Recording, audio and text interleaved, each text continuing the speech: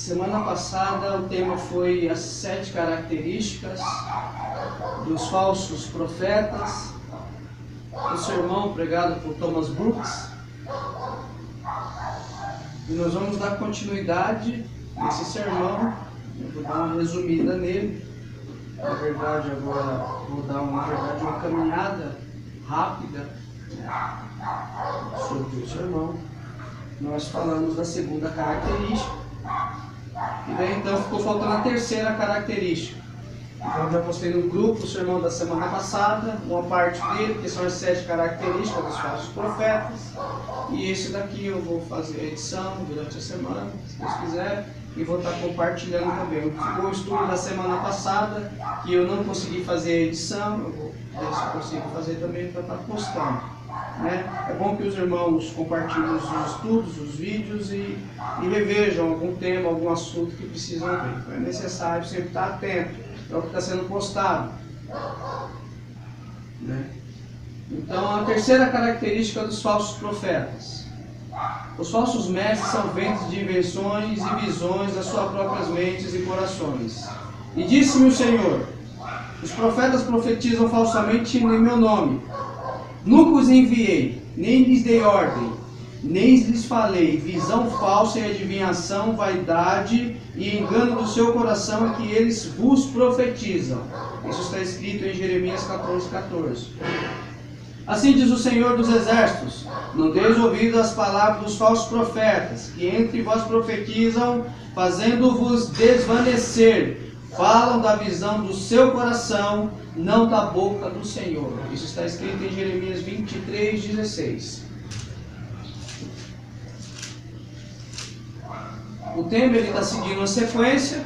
Nós temos esse tema desde daquele sermão da semana retrasada, que é sobre o dom da profecia, e dando continuidade, pegando justamente essa ligação, esse link da verdadeira profecia e da falsa profecia, expondo as características dos falsos profetas. E nós vamos ler essa passagem aqui de 1 Coríntios, que também é mal interpretada, e compreender esse contexto do Novo Testamento, dessa parte de Paulo, junto com Jeremias, para poder ter uma compreensão melhor desses fenômenos, dos falsos mestres, dos falsos ensinos, da verdadeira profecia, para não ser enganados nem pelos falsos profetas e também não tropeçar na palavra de Deus. 1 Coríntios 31, versículo 33. 1 Coríntios 14, versículo 31, perdão. Porque todos, o tema que Paulo está falando aqui é os dons, a necessidade da ordem no culto.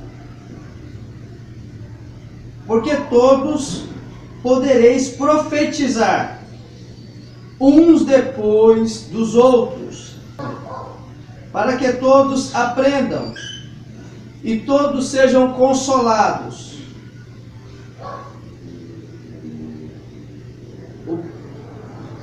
O dom da profecia tem que ter essa característica: aprender e consolar.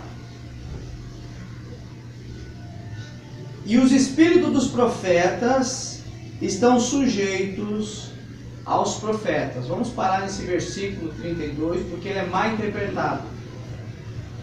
As pessoas, a maior parte, uma boa parte, não vou falar maior, mas uma boa parte hoje dos cristãos, principalmente da linhagem pentecostal, leem esse texto e não compreende ele. Esse espírito dos profetas estão sujeitos aos profetas, é dizer que a pessoa tem que se controlar. Exemplo mesmo. Algumas pessoas acham que isso aqui está falando do controle emocional, de uma manifestação, de sapatear, de rodopiar, de falar alguma coisa. Então essa manifestação tem que ser controlada, porque o espírito do profeta está sujeito ao profeta. Como se esse espírito dos profetas fosse algum espírito que tomasse a pessoa para ela ter aquelas manifestações. Então o espírito do profeta está sujeito ao profeta. Então se o dom está te tomando, você tem que se controlar. Isso é uma interpretação errada, não é isso que o texto está falando. O texto não está dizendo que o espírito do profeta que está me tomando, que existem uns espíritos, conhecido como espírito dos profetas, que tomam pessoas e que eu devo controlar esse espírito. Não é isso que o texto está falando. Não é essa a interpretação certa.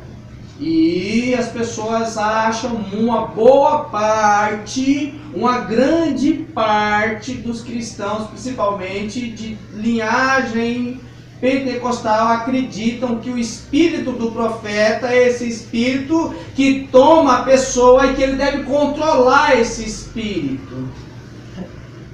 Os espíritos dos profetas quer dizer que a própria pessoa deve se controlar, se conter. Na verdade, só existe um espírito, e esse espírito é o Espírito Santo. O Espírito Santo, ele não é um espírito que toma a pessoa e a pessoa entra em transe. Não é assim que funciona o Espírito Santo. O Espírito Santo atua com o nosso espírito. Não é uma possessão, como as possessões demoníacas. O Espírito Santo não faz isso. O Espírito Santo atua com o nosso espírito. O Espírito Santo em nós, com o nosso espírito.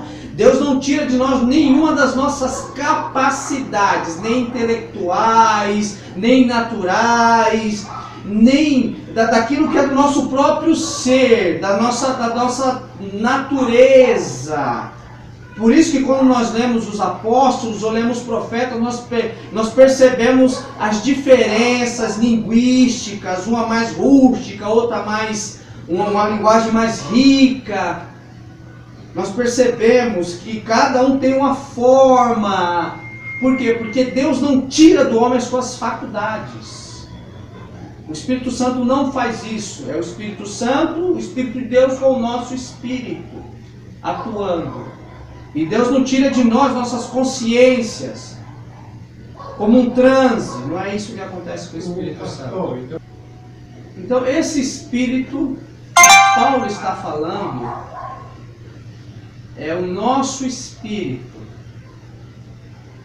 O contexto que Paulo está falando está relacionado à ordem do culto. Então o espírito do profeta está sujeito ao profeta.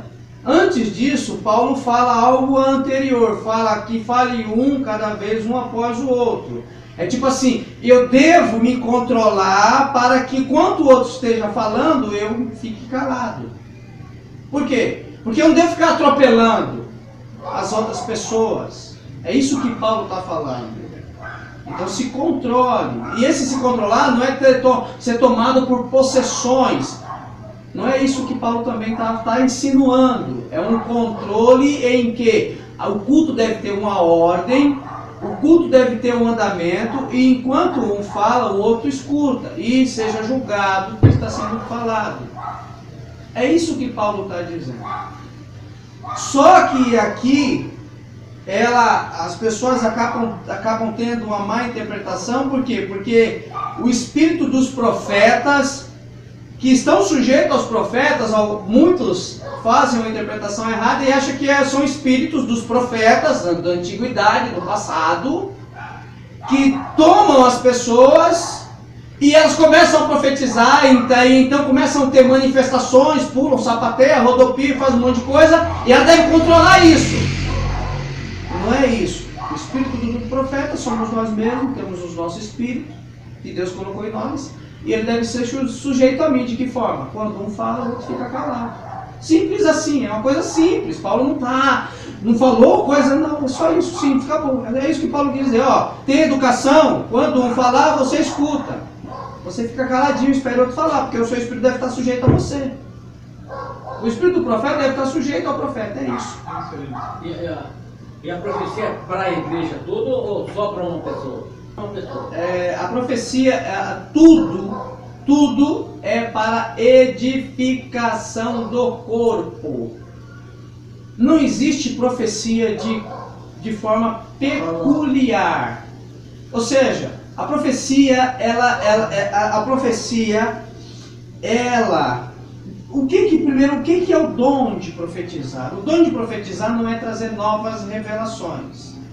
Então, a profecia, que é a exposição da palavra de Deus, aquilo que já foi deixado, ela deve edificar. É claro que eu posso profetizar para um irmão, mas qual é a profecia, irmão? Nas Sagradas Escrituras está escrito isso, isso e isso. Pode ser para um, pode ser para dois, pode ser para a igreja. Desde que traga edificação, ela provém de Deus. Mas se não trouxer edificação, ela não é profecia. Ela é uma falsa profecia. Depois, irmãos, quando vos ajuntais cada um vos... Tem salmos, tem doutrina, tem revelação, tem língua, tem interpretação. Faça tudo para edificação. Detalhe, essa revelação também é mal interpretada. Qual é a revelação? O que estava oculto das gerações passadas e foi revelada através de Cristo na encarnação, morte e ressurreição dos apóstolos? Aquilo que estava oculto, essas são as revelações. As revelações são aquilo que estava oculto das gerações passadas. Que revelação? Dos mistérios de Deus. Isso é a revelação. A revelação não é Deus me revelou que você está com isso. Deus me revelou que você está com aquilo. Deus me revelou que Deus vai fazer. Isso não é revelação. Não é isso que o texto está falando. Não é isso que Paulo está falando aqui. Um tem revelação, irmão. Ó, Deus me revelou na tua vida que você vai fazer, vai entrar na faculdade. Deus revelou, irmão, que vai acontecer isso. Não é esse tipo de revelação que Paulo está falando. A revelação é aquilo que estava oculto das gerações passadas e que agora, através da encarnação, morte e ressurreição, Deus revelou os seus mistérios, os seus propósitos eternos. Aquilo que Deus queria fazer com o homem. E que através de Cristo, agora e através dos apóstolos, essas revelações foi dada. Porque aqueles homens aprendeu diretamente do próprio Cristo. Até Paulo aprendeu diretamente do próprio Cristo. Ele fala isso na carta aos Gálatas. Diretamente. Então, essa é a revelação. Tem revelação. O que é ter essa revelação? É a pregação expositiva dos mistérios que estavam ocultos das gerações passadas. Isso é revelação. Não é trazer revelação corriqueira do dia a dia. Isso é dom de adivinhação. Isso não é dom, não. Isso é espírito de adivinhação. Paulo, pastor, tem mais uma pergunta. Talvez essa pergunta seja... Eu só reitero que só estamos assim. Pois, essa parte de 4, além do Espírito Santo, não é? Mas, falando de revelação, eu soube hoje de um caso que envolveu uma família. A revelação dada por um suposto profeta, entendeu? Envolveu uma família. Envolveu a família e isso trouxe indignação por parte de um casal. Você acha que existe esse tipo de revelação, pastor? Você entendeu? É uma revelação peculiar, uma revelação de algo que aconteceu, mas eu não sei se aconteceu. É o que a revelação trouxe. E essa revelação pode até mesmo fazer com que haja até separação de uma família. Você vê que não... o que acontece? É isso que dá. O problema é o seguinte: qual é o maior problema hoje que nós estamos enfrentando na igreja? Principalmente no meio pentecostal. É que o povo do meio pentecostal gosta de adivinhação. Isso é um grande problema, porque eles, na maior parte deles, eles não aceitam que a revelação é o que já está revelado nas Sagradas Escrituras. Eles querem ter... E aí também nós temos que tomar muito cuidado. Por quê? Porque nós vamos se deparar direto com pessoas que têm esse tipo de linha de pensamento e raciocínio, que aprendeu assim. E nós temos que tomar cuidado para não ferir essa pessoa, mas ao mesmo tempo conduzir ela ao verdadeiro evangelho bíblico.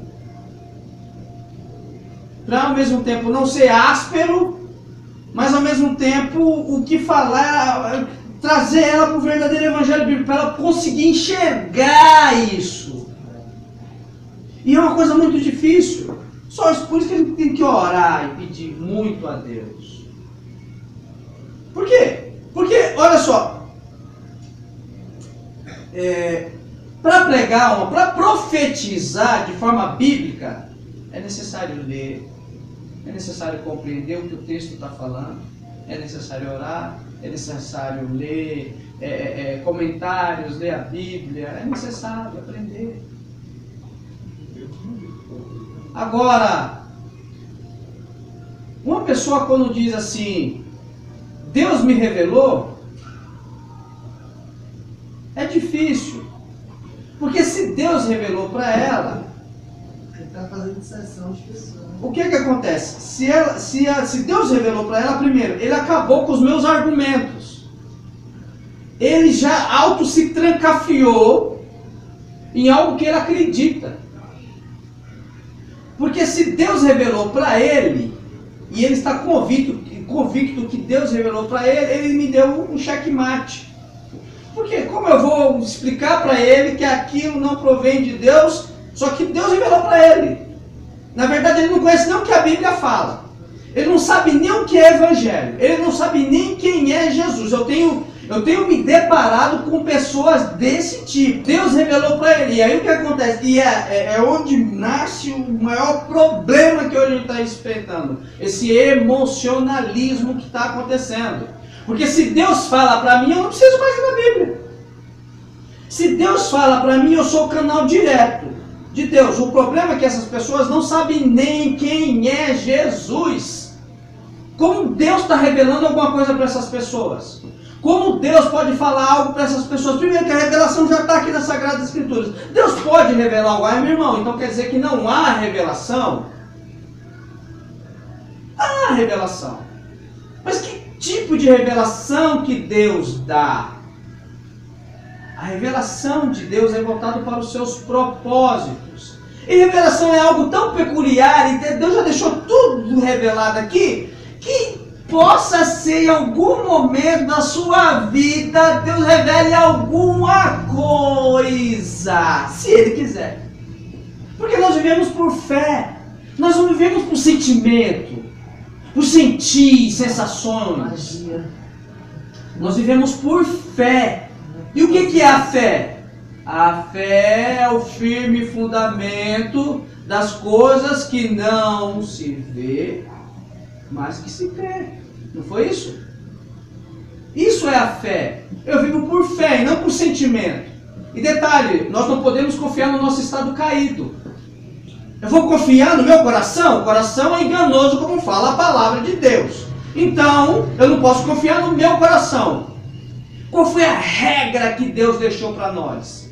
Da revelação dele, daquilo que ele quer, daquilo que ele fez e dos seus propósitos. Está aqui. E aí, automaticamente, qual é o dom da profecia? A exposição da palavra de Deus. Vez entendendo essa parte, eu vou reler o cabeçário que eu li, que foi a introdução, para daí então os irmãos agora vão enxergar melhor o que foi falado agora, que eu vou reler de novo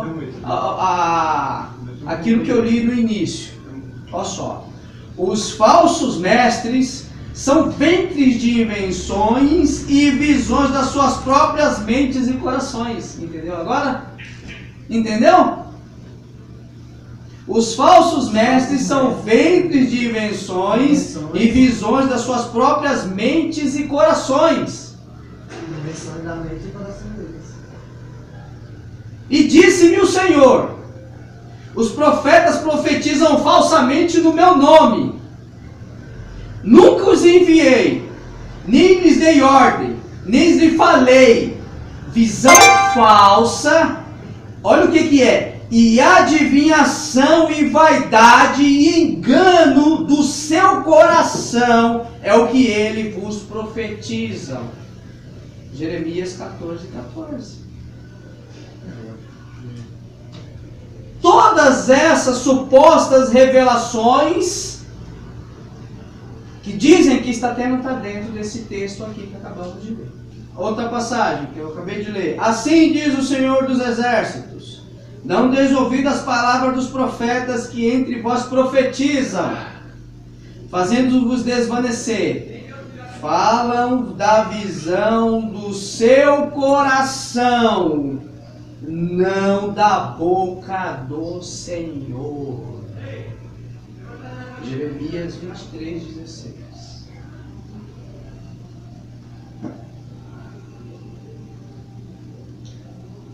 É o que temos. A profecia, ela tem um objetivo.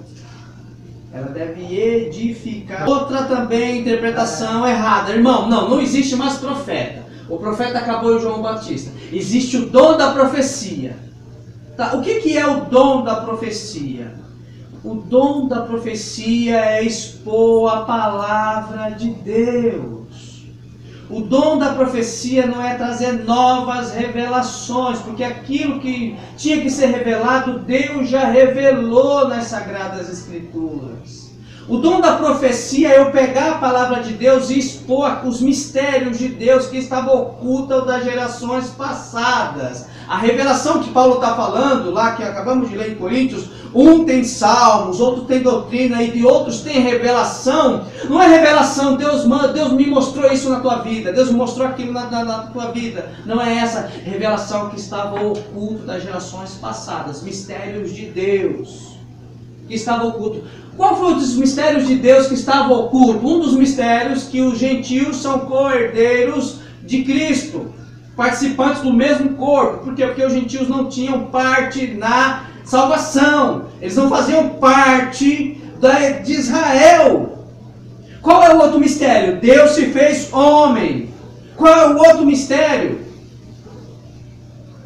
Que Deus se apropiciou dos nossos pecados. Qual é o outro mistério? O mistério é o mistério também que é da noiva. Da noiva, então tem vários. Esses são os mistérios. Esses são a revelação que tinha que ser pregoada. A revelação é essa. Era aquilo que estava oculto das gerações passadas. Nós temos que entender o que é o dom da revelação. Porque a profecia deve levar o quê? Tem que levar edificação para a igreja e converter pecadores. Agora, como a pessoa vai ser convertida? Deus me revelou que vai entrar na sua conta bancária. Deus me revelou que vai curar o seu filho. Deus me revelou que vai tirar... Deus manda te dizer que vai tirar o seu filho das drogas. Deus manda te dizer que vai te preparar um casamento. Deus, isso não vem de Deus. Deus não faz essas coisas. Não estou dizendo que Deus não pode agir. Deus já decretou isso nos seus decretos eternos. Deus não precisa falar isso. Lá, Deus preparar casamento. Deus já falou lá no jardim do Éden. Não é bom que o homem esteja só. Acabou. Aquilo que Deus une não separa o homem. Acabou. Mas já foi em casamento. Não precisa. Irmão, essa aqui vai ser tua esposa. Não, Deus manda falar que Deus é Santo Antônio casamenteiro. Bom que o homem não case, mas já que não pode se ficar sozinho, então que case. Que já que não pode, case. Não foi case. Se casar, se tiver solteiro, não case. O que é que Paulo falou através do Espírito Santo? Se tiver solteiro, não case, mas se casar, não separe. Vamos lá. Eu achava que eu ia terminar aqui, mas valeu, pastor, valeu. A gente parou aqui. O tema que ele colocou aí foi ótimo, excelente. Entendeu? Então, agora nós vamos ler de novo, nós vamos ler juntos o Coríntios, 1 Coríntios 14, 31, 32 e 33, para a gente entender o contexto. Que fareis, pois, irmãos? Ele está ensinando a igreja confusa de Coríntios. A igreja de Coríntios é uma igreja confusa, cheia de problemas, é uma igreja cheia de problemas. E aí Paulo está ensinando essa igreja como tem que ser. Aí ele vai dizer: o que fareis, pois, irmãos, quando vos ajuntais? Cada um de vós tem salmo, tem doutrina, tem revelação, tem língua, tem interpretação. Faça-se tudo para edificação. Todos esses dons têm um objetivo: edificação. A primeira característica que eu devo ter, a primeira coisa que eu devo ter em mente é: isso traz edificação. O que eu vou falar traz edificação? O que eu vou falar para a igreja traz edificação? O tema que eu vou trazer, traz edificação. Aquilo que eu vou pregar, é tudo em Deus, tudo na igreja é para edificação. Todos os dons para edificação do corpo de Cristo. Então a revelação e tudo isso, ela tem que trazer isso. Então a edificação, nada é corriqueiro, nada é pessoal, é sempre voltado para Deus. A Bíblia, ela é teocêntrica.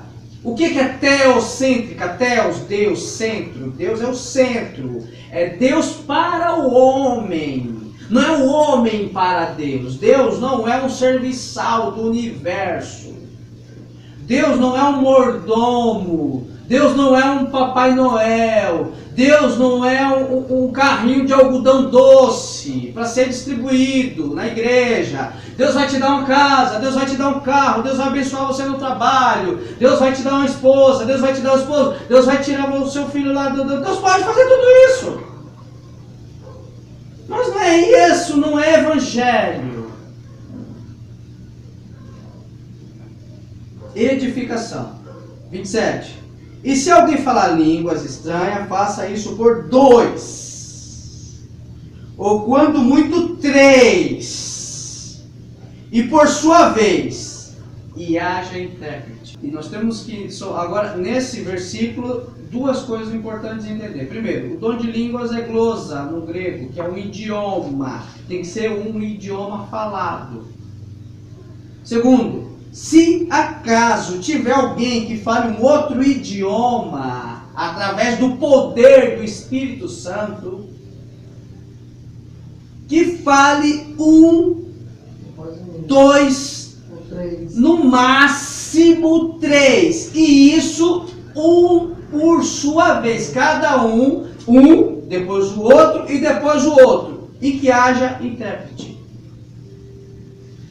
Eu vou falar mais um pouco desse versículo, que também é mal interpretado, e que a maior parte do pessoal das igrejas eu acredito que todas as igrejas pentecostais, fora nós, que somos Assembleia de Deus Reformada. Então, nós cremos no dom de línguas, sim, desde que esteja de acordo com o texto bíblico, né? Mas, no caso das igrejas pentecostais hoje, elas não têm critérios de avaliação para o dom de línguas. Então qualquer babuzeio ou qualquer coisa que se diga que é o dom de línguas é aceito. E isso é um grande problema. Por quê? Porque eu não posso mais julgar o outro. E quando eu falo julgar, eu não estou falando julgar de forma carnal, eu não posso julgar de forma espiritual, porque qualquer um que espuma é o Espírito Santo. Qualquer um que roda, sapateia e sai espumando, é o Espírito Santo. O Espírito Santo é roqueiro. Então, isso é um grande problema hoje, porque eu não posso, não, você está falando isso, você está blasfemando como o Espírito Santo fosse essas coisas. Que está dizendo aí que é o Espírito Santo. Ou a pessoa diz assim, te diz o Senhor, e sai espumando pela boca, é o Espírito Santo. Por quê? Porque eu não julgo tudo à luz das Sagradas Escrituras. As pessoas não julgam as coisas à luz das Sagradas Escrituras. A palavra de Deus foi abandonada por muitos. Porque querem viver de revelação, querem viver de sensações místicas. O misticismo está devastando. Como hoje existe o espírito de ambiguidade, né? Ou seja, eu não vou incomodar o outro porque eu posso ser inconveniente. E como não há critérios, então tudo pode, eu julgo tudo conforme a emoção. E não é assim que a palavra de Deus fala. É claro que nós temos que entender que estamos vivendo em tempos difíceis, que essas pessoas devem ser conduzidas ao verdadeiro evangelho, se arrepender dos seus pecados. E às vezes nós temos que falar a verdade. Irmão, o que você está manifestando não provém de Deus. Isso não é o Espírito Santo.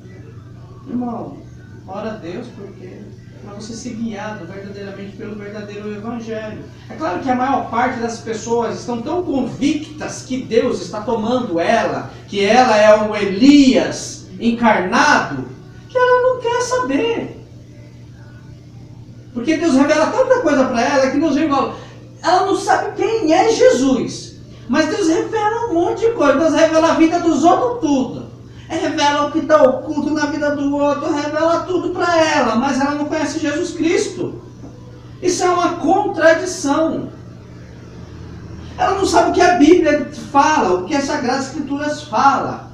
Por quê? Porque Satanás está enganando ela de tal forma porque a letra mata, o Espírito vivifica. Ela vai extrair da Bíblia o que a Bíblia não está falando para justamente justificar o seu misticismo religioso. Eu fiz parte de uma instituição que é mística ao extremo. E aí é onde eu queria entrar. Por quê? Porque eu vi muitos movimentos. Eu vi nego sapateando, falando supostamente em línguas e profetizando para o outro e fazendo adivinhação da vida dos outros.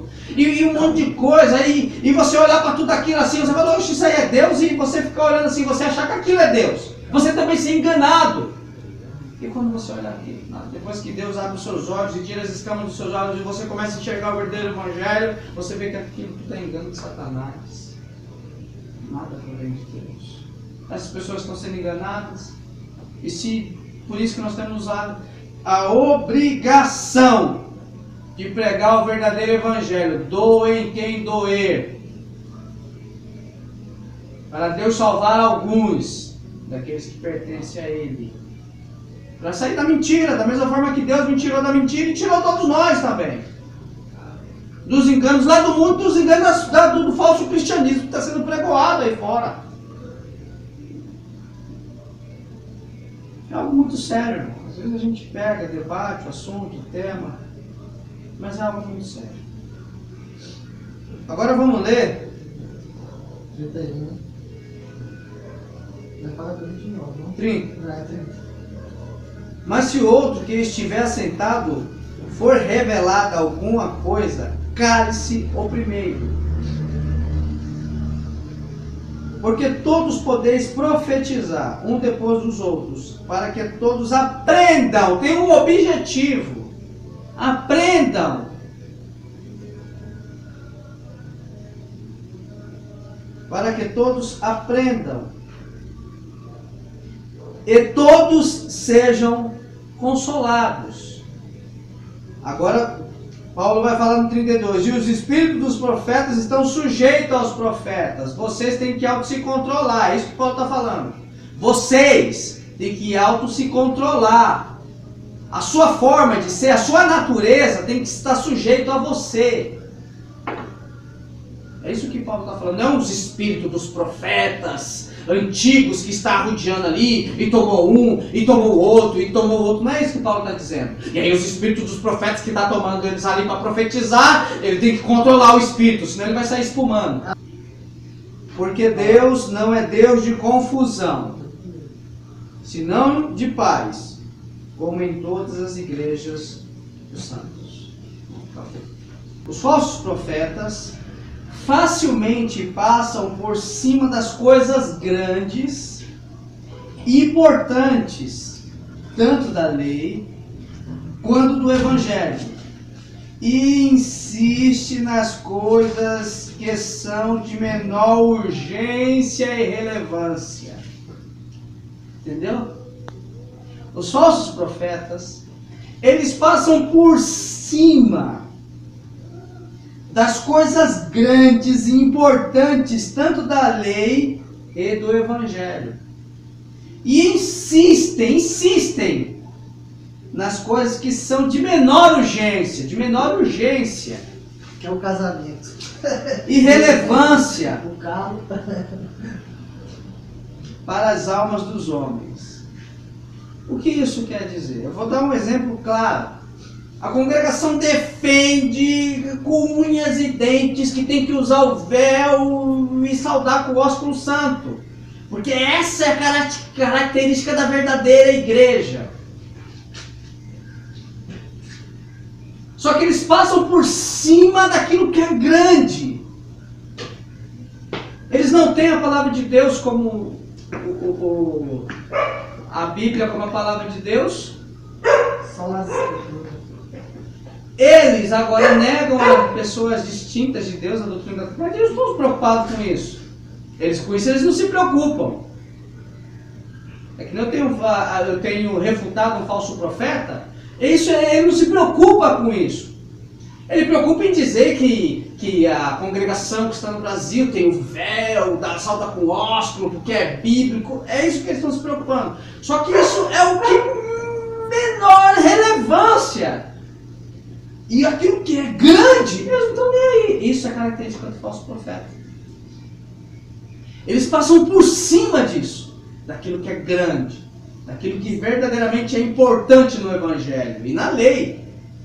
E colocam as coisas que, tipo, é de mínima relevância. Não tem peso, não tem cunho. Não é nos pilares da fé, não tem cunho. É importante debater, entender, compreender, mas não é relevante daquilo que é primordial do cristianismo, do Evangelho. Instituições que colocam normas de costumes, de vestimentas. Não estou dizendo que nós temos que andar. Então eu tenho que andar de qualquer jeito? Não. Se eu sou um cristão verdadeiro, se eu nasci de novo, tem coisas que o próprio Espírito Santo, o próprio Espírito Santo na minha consciência, eu como um ser pensante, eu vou perceber que aquilo não me convém andar daquela forma. A mulher também. Mas não é uma regra. Não há uma norma de regra. Não é assim. Olha, aí pega a passagem de Paulo, as mulheres que andem decentemente, tá vendo? Então, põe uma burca. Não é isso que Paulo está falando. Se não pôr uma burca, está de contra a palavra. Isso é de menor relevância. É importante tudo, mas não é de menor relevância no Evangelho. Tem coisas mais primordiais no Evangelho. Tem coisas mais fundamentais do Evangelho. Irmãos, já vai dar, nós passamos o horário, né? Nós vamos entrar já na vigília já. Mas, Então,